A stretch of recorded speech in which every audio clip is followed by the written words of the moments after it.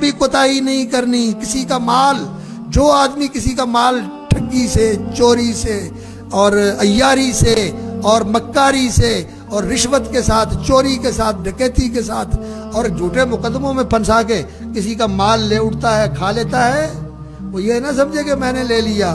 یہ جو کسی کا مال اس نے چھینا ہے، لیا ہے، یہ دینا پڑے گا، یہ دینا پڑے گا اور واپس کرنا پڑے گا.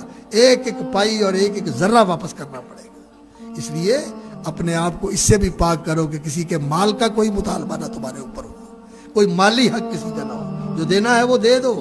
رشتہ داروں کے اندر، برادریوں کے اندر زمینوں کی تقسیم کے معاملے میں وہ کہتے ہیں ایدی زمین میں اپنے نہ کروا لوں، بھیناں کو معاف کروا لیا، انہاں کو وینج کر لیا، زور نال ان کو محروم کر دیا، اور کوئی بے سمجھ ہے بیچارہ، اس سے ایسے ہی دستخط کروا کے انگوٹھے لگوا لیے اور اس کو زمین سے بے دخل کر دیا. لوگ ایسا کرتے ہیں. میرے بھائیوں، یہ جو زمین کسی کی آدمی نے لی ہے نا، حدیث میں آتا ہے رسول اکرم صلی اللہ علیہ وسلم نے فرمایا ایک بالشت بھی زمین جو کسی نے غصب کی ہوئی ہے، قیامت والے دن ساری اس کو اپنے سر پہ اور اپنے گلے میں اٹھانی پڑے گی. اٹھا لے گا؟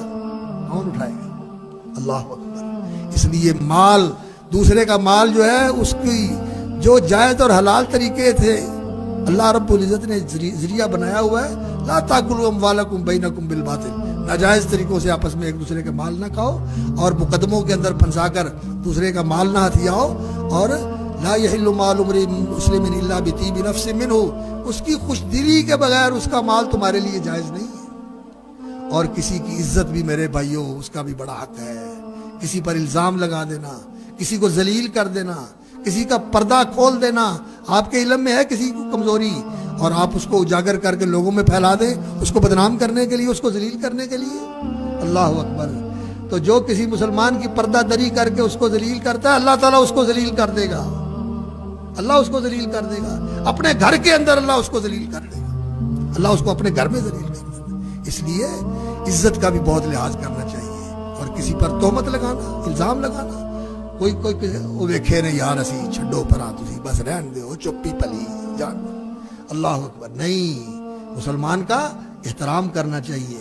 اور جو کسی مسلمان کے بارے میں ایسا الزام لگاتا ہے، ایسی بات کہتا ہے جو حقیقت کے خلاف ہے، جو حقیقت کے خلاف ہے، وہ ایسی بات کہتا ہے.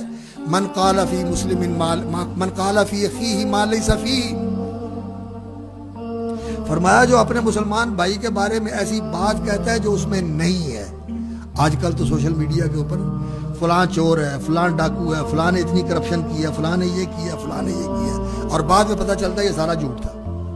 اور اس کو کتنا پھیلایا جاتا ہے اور کتنا اس کو اچھالا جاتا ہے، اور اس کی بنیاد پر کتنے لوگ جو ہے نا ایک دوسرے کے خلاف باتیں کرتے ہیں، اور بعد میں پتہ چلتا ہے کہ یہ تو بالکل بے بنیاد بات تھی، بے بنیاد بات تھی. تو حدیث میں آتا ہے نبی صلی اللہ علیہ وسلم نے فرمایا من قال فی اخیہ ما لیس فیہ. جو اپنے بھائی کے بارے میں ایسی بات کہتا ہے جو اس میں نہیں ہے، اسکنہ اللہ ردغۃ الخبال. اللہ رب العزت اس کو جہنم کے اس مقام پہ رکھے گا جہاں سارے جہنمیوں کا گند اور ان کا لو، ان کی پیپ اور ان کی گندگی اکٹھی ہوگی. اللہ تعالیٰ اس کو وہاں رکھے گا اور اللہ کہے گا ثابت کر جو تو نے کہا تھا کہ یہ ایسا ہے، ثابت کر، اس کو ثابت کہاں کرے.